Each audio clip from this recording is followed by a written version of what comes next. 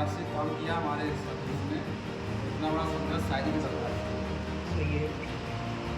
घर में क्या हो रहा है, परिवार में क्या हो रहा है, बीवी के साथ क्या हो रहा है, बच्चों के साथ क्या हो रहा है, क्या खा रहे हैं क्या नहीं खा रहे हैं, ये सब भूलने के बाद जो संघर्ष था, और संघर्ष करता हूँ, इस संघर्ष में ना तो किसी भी जनप्रतिनिधि ने हमको सहयोग किया मंत्रियों से मुलाकात के लिए, न किसी उद्योगपति ने किया। ग्वालियर चंबल क्षेत्र में विभिन्न 5 सूत्रीय मांगों को लेकर 27 फरवरी से चंबल सेतु से लेकर दिल्ली तक 600 किलोमीटर की यात्रा पूरी करके लगभग सभी मांगों को पूरा करके ग्वालियर अंचल लौटी। यह जानकारी समाधान पदयात्रा के संयोजक भूपेंद्र सिंह कराना के द्वारा प्रेस वार्ता करके दी गई।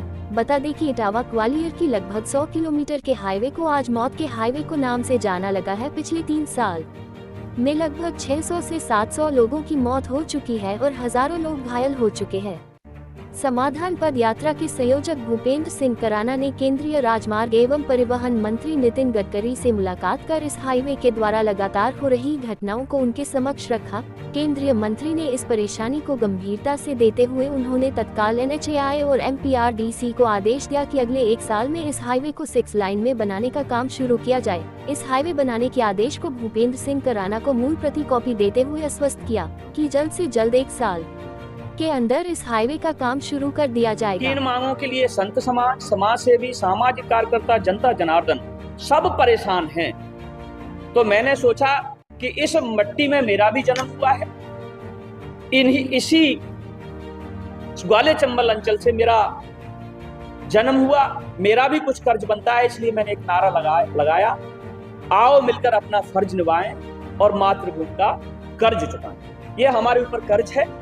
इस कर्ज को चुकाने के लिए जब हमने देखा कि हमारी समस्या यहाँ कोई नहीं सुनेगा, तो हमने दिल्ली की तरफ रुख किया और समाधान पदयात्रा की घोषणा की, जो चंबल पुल से लेके 600 किलोमीटर की पदयात्रा करके हम लोग दिल्ली पहुंचे। रास्ते में बहुत सारी व्यवधान हुए, समस्याएं हुई, स्वास्थ्य भी ठीक नहीं रहा। एक बार तो कोसी से निकल के 6-7 किलोमीटर मैं नेशनल हाईवे 44 पे चलते चलते गिर गया, बेहोश हो गया।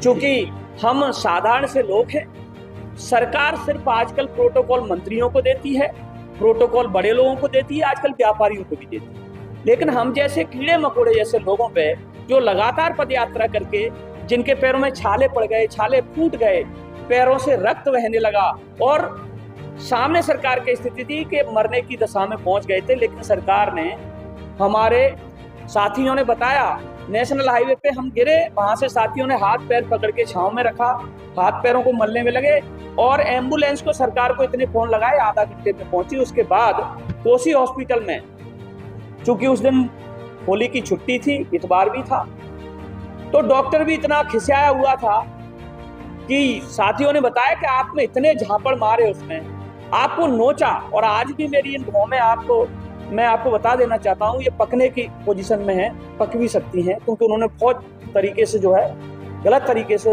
मेरे साथ ट्रीट किया और उन्होंने ड्रिप चढ़ाई है। ड्रिप चढ़ने के बाद होश आया, तब पता चला मैं कोसी हॉस्पिटल में हूँ।